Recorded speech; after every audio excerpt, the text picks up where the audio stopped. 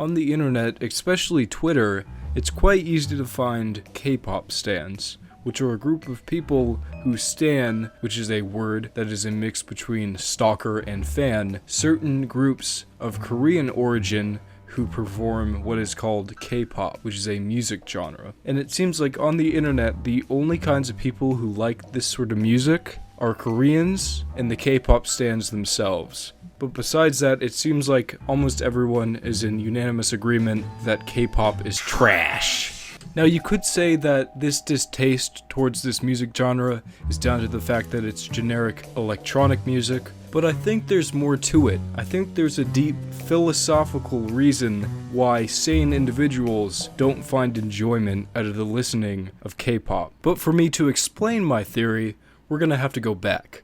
Way back. What we do here is go back.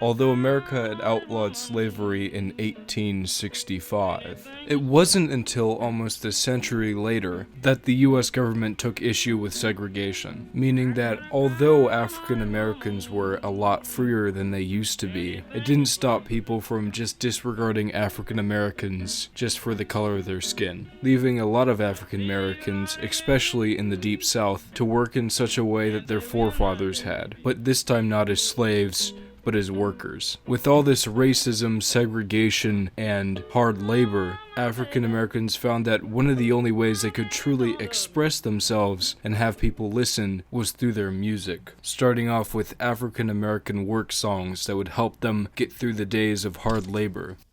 I'll be so glad when the sun goes down. When the sun goes down. I'll be so glad when the sun goes down. When the sun goes down. I ain't all that sleepy, but I wanna. Through this would evolve one of the most influential music genres of the 20th century, the blues.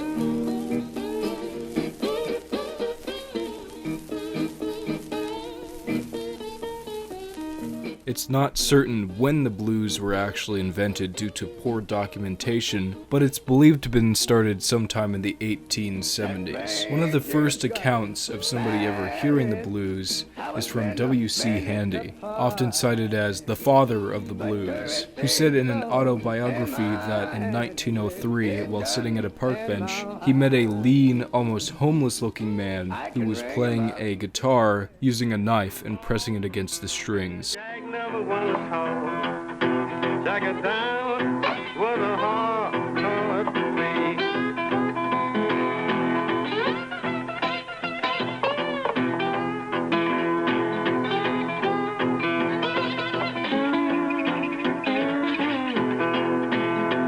In the same paragraph, he later explains that it was some of the weirdest music that he had ever heard. And in the coming years, the blues became one of the most important soundtracks for the lives of African Americans living in the South.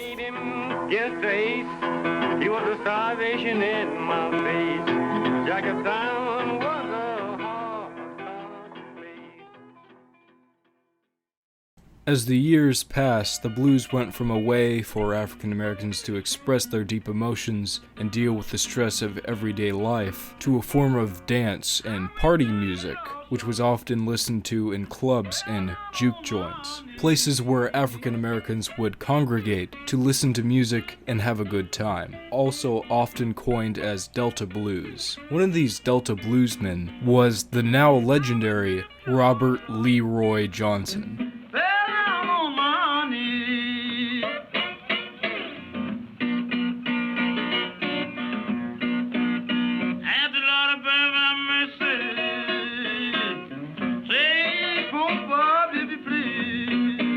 He was so good that legend has it that he actually sold his soul to the devil to play as well as he could. Sadly though, in the heat of his popularity, he was murdered, but not before he could plant the seeds of inspiration for many famous musicians to come.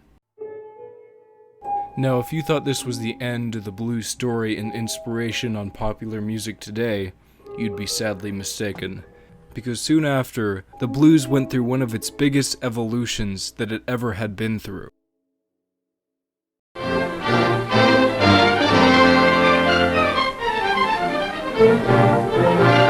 Mechanical cotton pickers at work in the Mississippi fields. Planted by seeding machine, sprayed by airplane, this is the first commercial acreage of cotton produced entirely by machinery. With the invention of the motorized cotton picker, many African Americans found themselves now unemployed and looking for new work, which led to the African American South looking towards the North.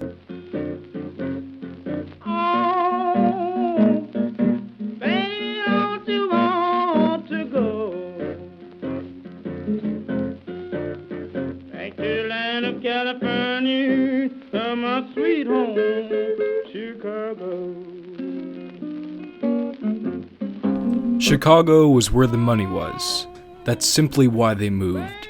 If you were picking cotton for maybe 30 cents a day, in Chicago, you'd be making 30 cents per hour. Although this new group of African Americans living in Chicago weren't all about the good old days and required a new form of blues, which led a new generation of forward-thinking blues artists to emerge out of the blue, pun intended. Some of these musicians being Muddy Waters, Howling Wolf, and Elmore James, who pioneered a new form of blues music, titled Chicago Blues, which used electronic guitars opposed to acoustic. This style of blues was a great influence on rock and roll music, which emerged in the 1950s. In fact, Elvis Presley's That's Alright Mama was actually a cover of a Chicago blues song originally recorded in 1946. But anyways, I probably don't need to explain to you how much of an influence rock and roll had on not only the music industry, but just on the world as a whole. But anyways, why did I just take the time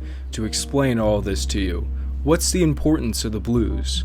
Well, the thing is that the blues are the roots of pretty much every good genre of music that now exists today. K-pop doesn't have the blues in its roots. In fact, its roots are in folk music because of the American missionaries who started teaching British and American folk songs at Korean schools in the 1880s. And it's not like K-pop was really ever good anyways. I mean, if anything, the further you go back, the worse.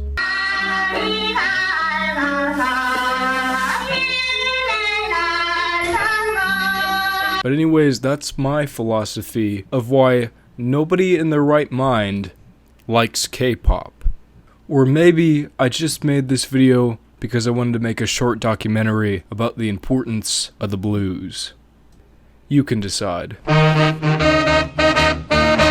Got me the strangest woman.